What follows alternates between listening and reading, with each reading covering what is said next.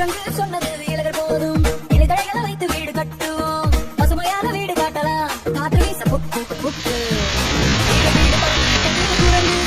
சொன்னது ஐயோ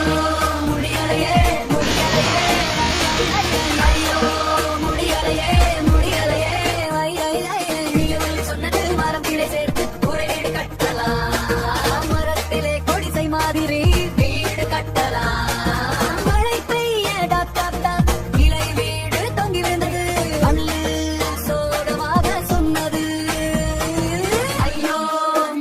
வீடு விழுந்து விட்டது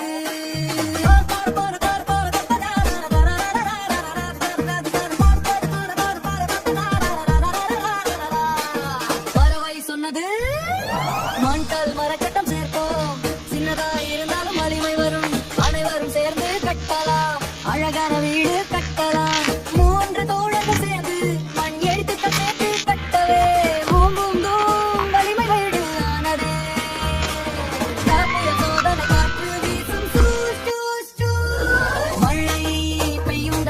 முந்தைய